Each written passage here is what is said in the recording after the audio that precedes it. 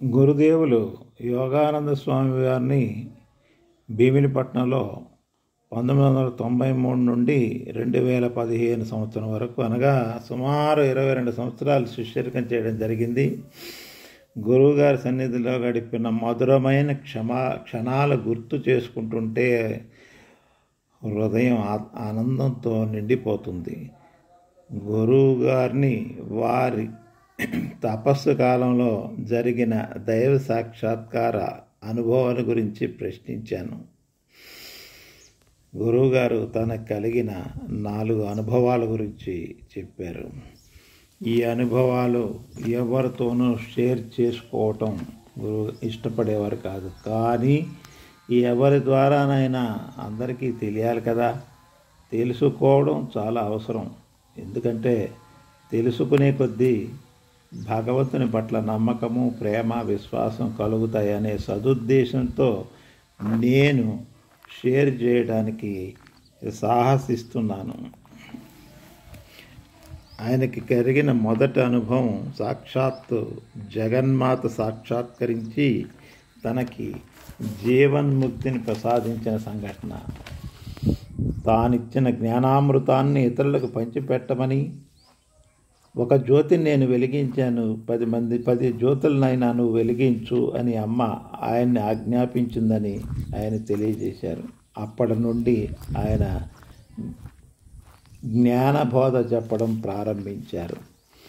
రెండవ అనుభవం సాక్షాత్తు సరస్వతీదేవి ప్రత్యక్షమై జ్ఞానామృతాన్ని ప్రసాదించిన సంఘటన.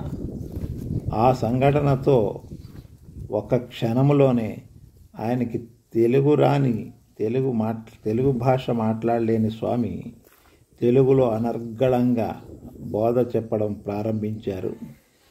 తెలుగులో శ్రావ్యంగా భజన పాటలు కూడా పాడేవారు. మూడవ అనుభవం వారికి ధ్యానంలో జీసస్ క్రీస్తు కనిపించి అనంతమైన యోగశక్తిని ఆయన వైపు కేంద్రీకరించి ప్రసారం చేయటం మొదలుపెట్టారట. శరీరం అంతకంతకు బరువెక్కిపోయి ఇక భరించలేక తాళలేక, స్వామి ఇక నేను భరించలేకపోతున్నాను, ఆపండి అని స్వామి మొరపెట్టుకున్నారట. జీసస్ అదృశ్యమైపోయారట. 4వ అనుభవం గురించి చెప్తున్నాను. స్వామివారికి ఒకరోజు సత్యసాయి బాబా ప్రత్యక్షమయ్యారట. ఆయన సహవాసంలో ఇంకొక స్వామీజీ ఉన్నారట. ఆ స్వామీజీ పేరు గుర్తులేదు. ఆయన కృష్ణ భక్తుడైనందున సత్యసాయి ఆయనకి కృష్ణ రూపములో దర్శనమిచ్చి అంతర్ధానమయ్యారట. యోగానంద స్వామి భీమిలిపట్నంలో సుమారు 65 సంవత్సరాలుగా పైగా దుర్గాశ్రమం సమీపంలో నివసించారు. భీమిలిలో చాలామందికి ఆయన సుపరిచితులే. ఆయన అతి సామాన్యమైన జీవితం గడిపారు.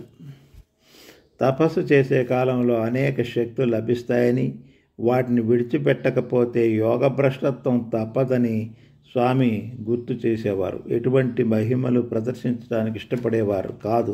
ఆయన బోధనలో ఎక్కువగా బోధన చెప్పిన సర్వము తానైన వాడు అతడే అనే సూక్తి చెప్పేవారు.